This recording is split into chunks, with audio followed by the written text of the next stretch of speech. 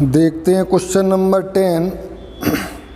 Find the equation of the line passing through -3 and 5 and perpendicular to the line through the point 2 5 and -3 6। तो यहाँ आपको equation find करनी है जो -3 5 से जाती है और परपेंडिकुलर है एक एनोदर लाइन से थ्रू द पॉइंट जो लाइन जाती है 2 5 और -3 6 से। तो देखो यहाँ पर हमें गिवन है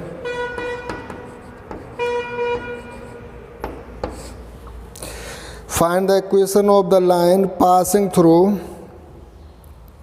point -3 and 5। line passes through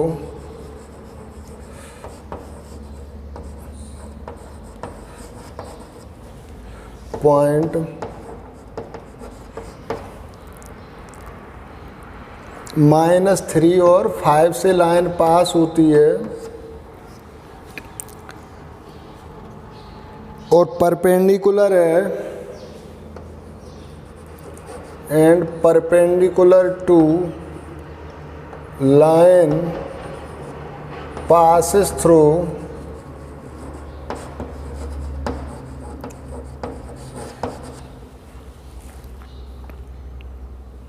2 5 and -3 6। 2 5 and -3 6। तो जो हमारी रिक्वायर्ड लाइन है वो इस लाइन के परपेंडिकुलर है, ये हमें दिया गया है। तो जब लाइन के ये परपेंडिकुलर है तो इस लाइन का अगर हम स्लोप फाइंड कर लें तो हम जो रिक्वायर्ड लाइन है उसका हम स्लोप फाइंड कर सकते हैं। Let slope of required line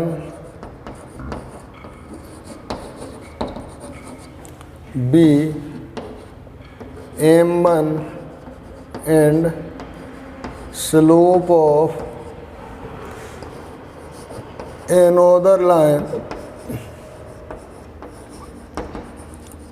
b m2।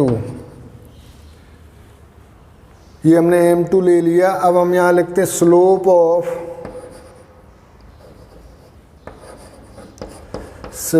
Of line passing through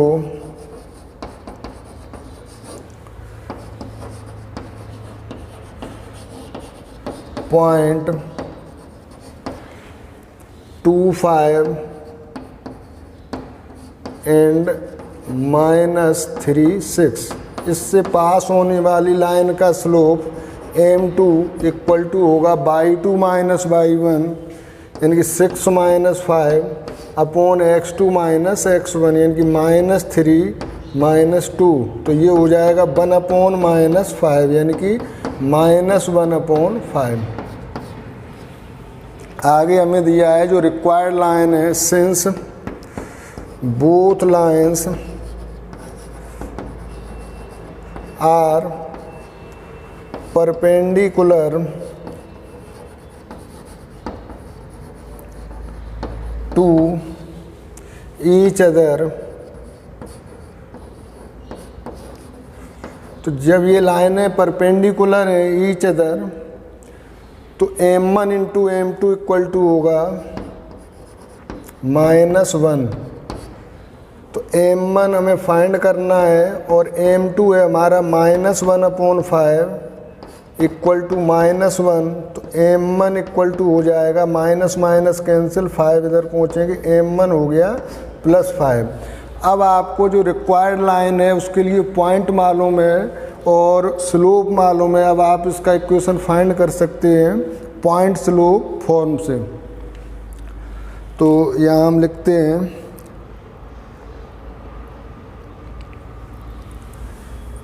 equation of line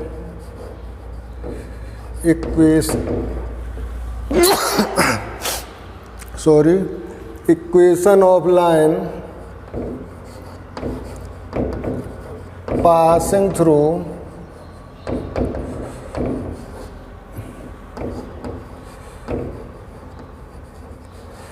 passing through -3 and 5 with slope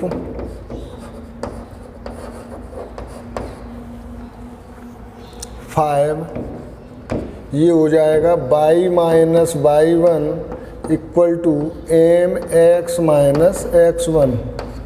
तो y माइनस y1 होगा आपका 5 इक्वल टू m है 5, x माइनस x1 यानी कि x माइनस -3 यानी कि प्लस के 3 हो गए।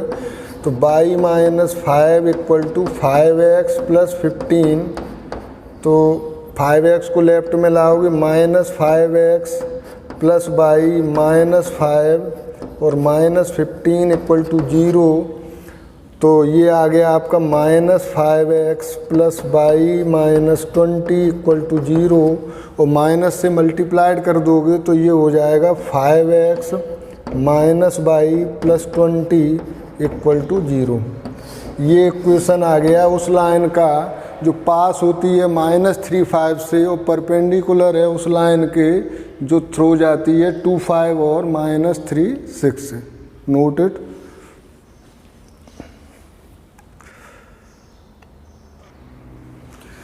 देखते हैं 11th क्वेश्चन। इसमें कहा है a line perpendicular to the line segment joining the point 1 0 2 3 divide it in the ratio 1:n। तो फाइंड करना है इक्वेशन ऑफ लाइन। तो जो इक्वेशन फाइंड करना है वो लाइन परपेंडिकुलर है 1 0 और 2 3 पर।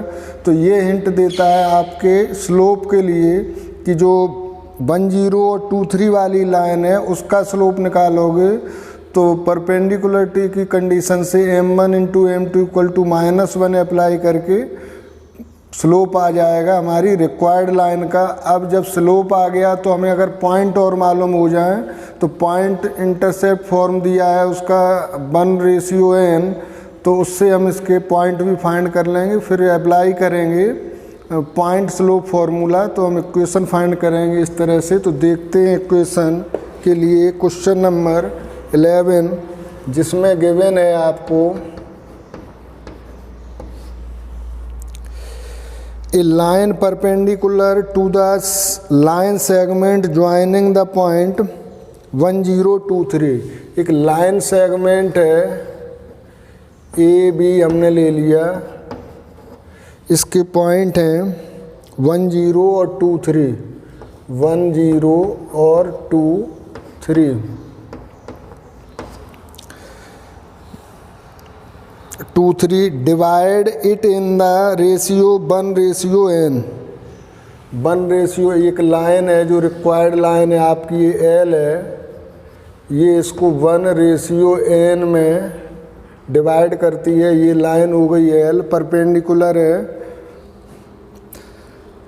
तो सबसे पहले इस लाइन के इक्वेशन के लिए हमें ज़रूरत होगी स्लोप की, तो हम स्लोप ले लेते हैं लेट।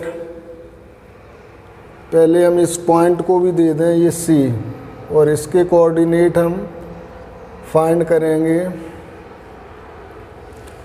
मान लिया हमने x और y करेंगे, अगर x1 y1 ले लें, x1 और y1। Let line L intersect line segment AB at C in ratio 1:n। इसमें ये डिवाइड करती है तो हम कोऑर्डिनेट ऑफ C फाइंड कर सकते हैं। Hence coordinate of point C ये हो जाएंगे m1 x2 अगर हम करें तो 1 × 2 प्लस m2 x1 यानी कि n × 1 upon m1 plus m2 यानी कि 1 प्लस n और m1 y2 तो 1 इंटू 3 प्लस m2y1 यानी कि n into 0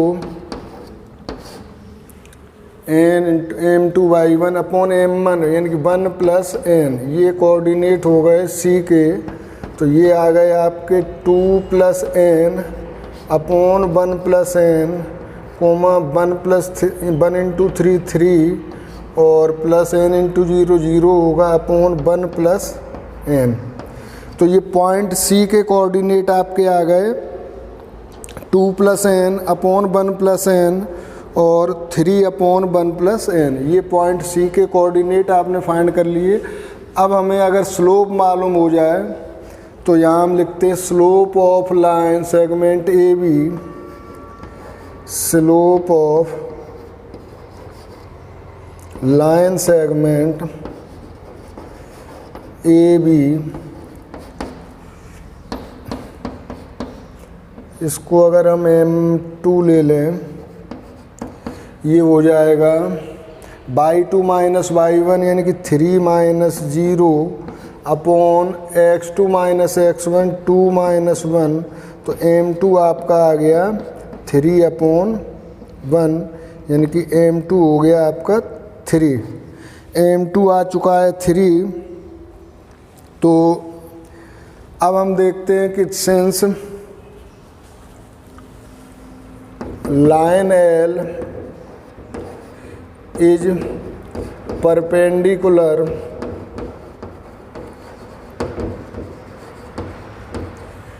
to line segment A B, so slope of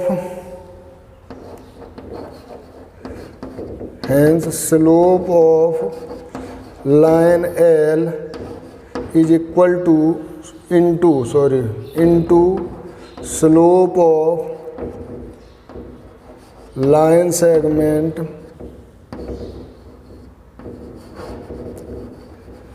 A B equal to -1। तो L का स्लोप हमने मान लिया m है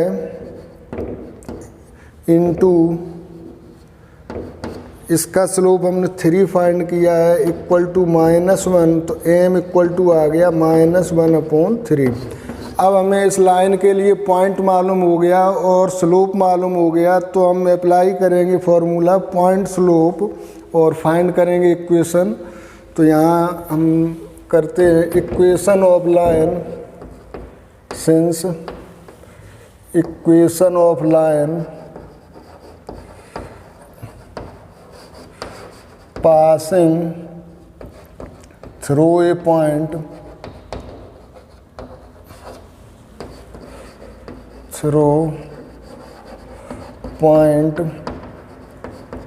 x1 y1 and slope m y minus y1 equal to m x minus x1। तो y minus y1 की जगह हम यूज करेंगे यहाँ पर y1 है 3 upon 1 plus n, 3 upon 1 plus n equal to m की जगह यूज करेंगे -1/3 और x माइनस x1 की जगह यूज करेंगे 2 plus n upon 1 plus n। तो क्रॉस मल्टीप्लिकेशन कर दें, 3 का इसमें कर दें, -1 का अंदर ब्रैकेट में कर दें, तो 3 का इसमें करेंगे तो 3y माइनस 3 या 9 upon 1 plus n equal to -x minus plus हो जाएगा 2 plus n upon 1 plus n। तो अब आपको सभी को लेफ्ट में ले आना है, तो x plus 3y minus 9 upon 1 plus n और -2 plus n upon 1 plus n equal to 0। तो x प्लस 3y यहाँ अगर आप कॉमन ले लें -1/1 प्लस n, तो यहाँ बचेगा 9 + 2 + n = 0। तो x + 3y माइनस, इनको जब आप 9 और 2 11 + n, 11 + n अपॉन 1 + n = 0। ये आपका इक्वेशन आ गया जो जाएगा स्लोप -1/3 और 0.2 + n अपॉन 1 + n और 3 अपॉन 1 + n से। Thank you, note it.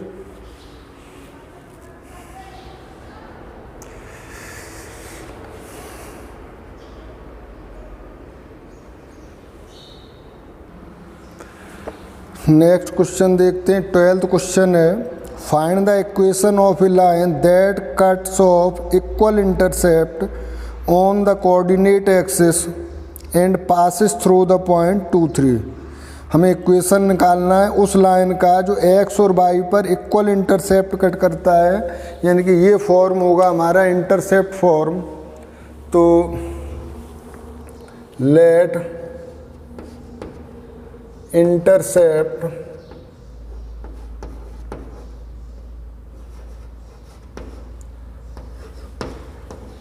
Cut by line on x axis b a and on y axis b y axis पर जो इंटरसेप्ट है वो बाई है और एक्स एक्सिस पर जो इंटरसेप्ट है वो ए है। तो intercept, since intercept form of equation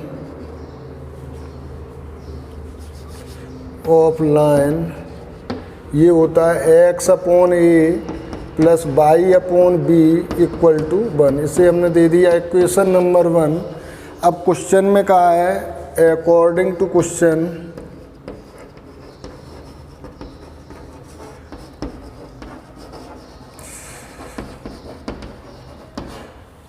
कि इक्वल इंटरसेप्ट कट करती है ये, यानी कि a = b। तो यहाँ हम लिख सकते हैं x/a + y/a = 1। एलसीएम लेंगे तो a आ जाएगा, यानी x + y = 1 और a को राइट में ले जाएंगे तो x + y = आ गया a। इसको हमने दे दिया इक्वेशन नंबर 2। आगे हमसे कहा है ये लाइन पास होती है point, since given line passes through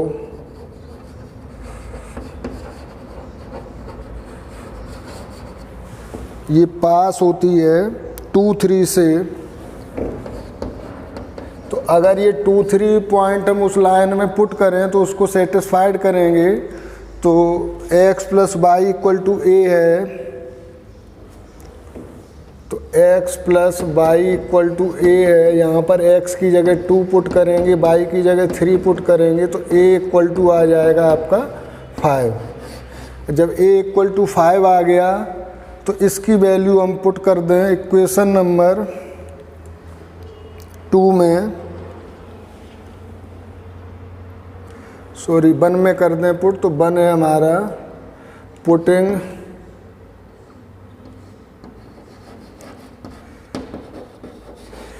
a = b जब a = b है तो a और b दोनों 5 होगा इन इक्वेशन 1। तो x/5 + y/5 = 1 या x + y = आ जाएगा 5। ये आपका आ गया required equation in intercept form में, x + y = 5। Thank you, note it. Student देखते हैं आपकी एक्सरसाइज 10.2 का क्वेश्चन नंबर 8, जो कहता है हमसे perpendicular distance from the origin is 5 unit and the angle made by the perpendicular with the positive x axis is 30 degree. तो मैंने आपसे कहा था कि इक्वेशन लेने से पहले क्वेश्चन को ठीक से आपको रीड करना होगा। तो यहाँ देखो हमें दिखाई देता है परपेंडिकुलर डिस्टेंस आपको दी गई है और उस परपेंडिकुलर का पॉजिटिव एक्स एक्सिस से एंगल दिया गया है। तो यहाँ आप फॉर्म यूज करोगे नॉर्मल या परपेंडिकुलर फॉर्म ऑफ इक्वेशन। तो देखते हैं 8th में हमें गिवन है, यहाँ पर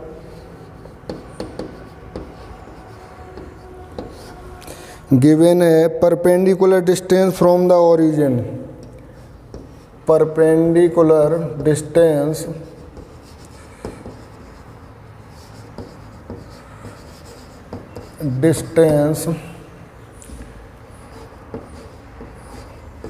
फ्रॉम द ओरिजिन, ये P होती है और P आपको दी गई है 5 यूनिट, तो P equal to 5 unit. Next आपको दिया गया है इसमें angle made by the perpendicular, angle made by the perpendicular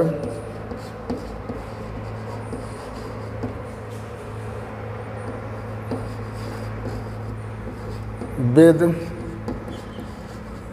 positive x axis, इसे थीटा से डिनोट करते हैं, थीटा इक्वल टू 30 डिग्री। तो अब आप इक्वेशन के लिए यूज करेंगे नॉर्मल या परपेंडिकुलर फॉर्म का। तो नॉर्मल या परपेंडिकुलर फॉर्म था आपका x cos alpha plus y sine alpha equal to, यहाँ थीटा है तो थीटा यूज कर सकते हो। हमें निकालना है perpendicular distance this and the angle by this equation of line.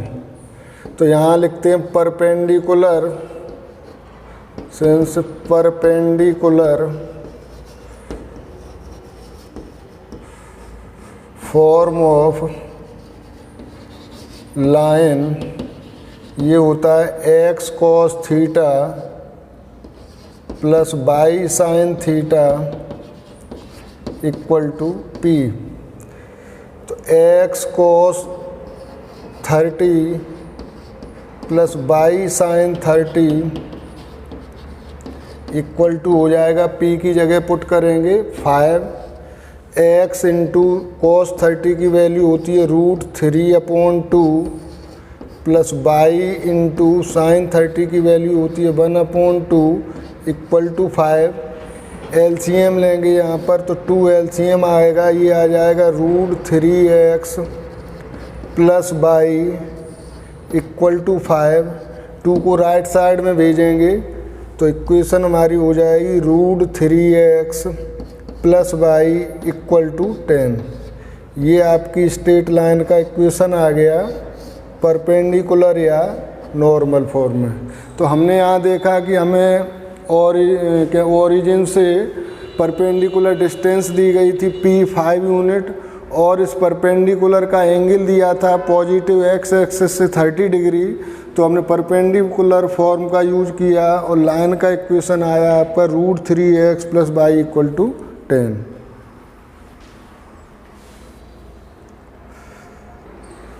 देखते हैं 9th क्वेश्चन। इसमें कहा है the vertices of a triangle PQR are P21 Q -23 and R45।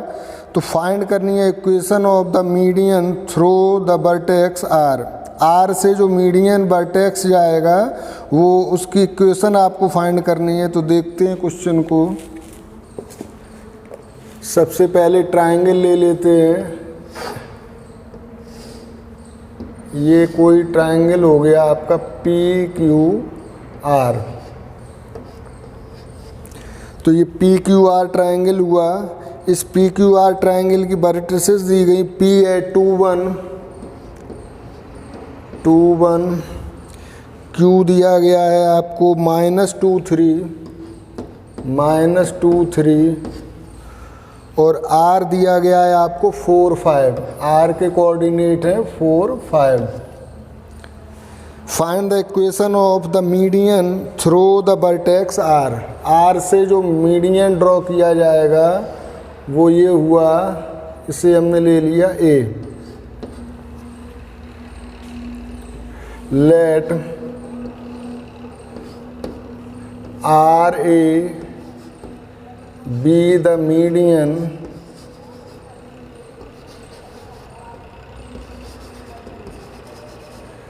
through point R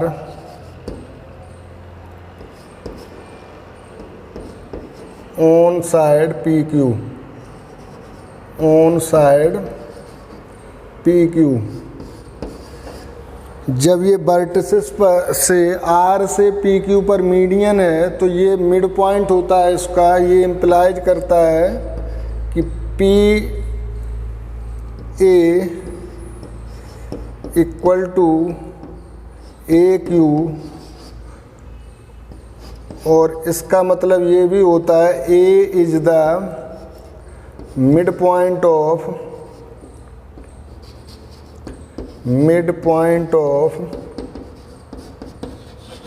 PQ।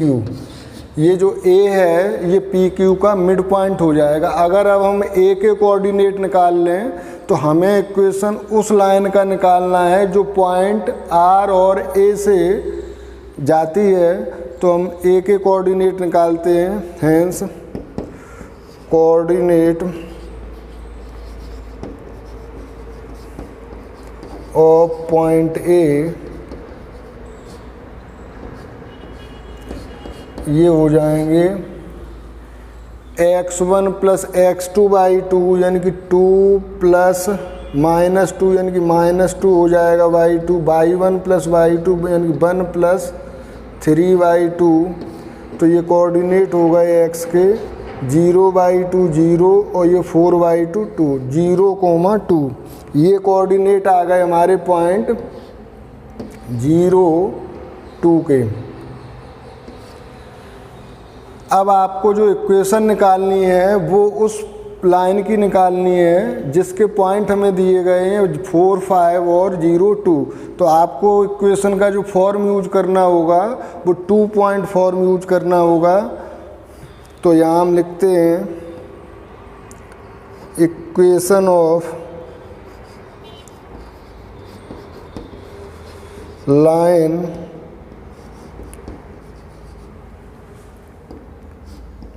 passing through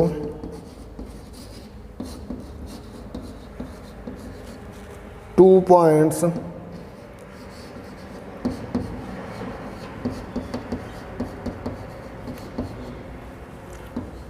ये होता है y minus y1 equal to y2 minus y1 upon x2 minus x1 और x minus x1। तो यहाँ आप किसी को भी x1 y1 ले सकते हैं। तो हमें लेना है, यहाँ पर हमने कर लिया, मान लो x1 equal to x2 equal to और y1 इक्वल टू और y2। तो हमें ये पॉइंट लेने हैं तो x1 0 x2 4 ले सकते हैं और y1 2 y2 5 ले सकते हैं।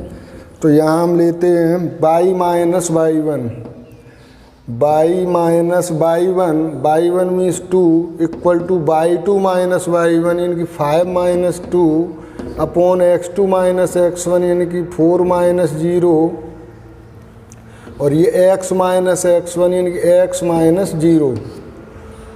तो y माइनस 2 इक्वल टू हो जाएगा 3 अपॉन 4 और ये x माइनस 0 x रहेगा।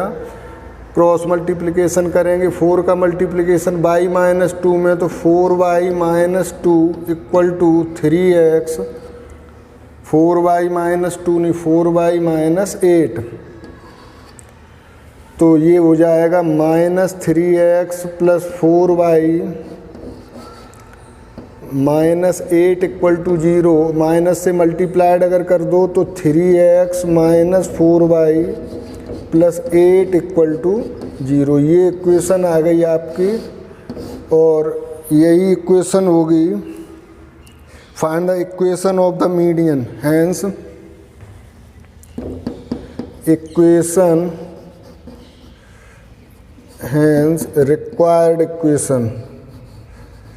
required equation of median through R is ये होगी 3x - 4y + 8 = 0। ये आपकी मीडियन की इक्वेशन होगी। Note it.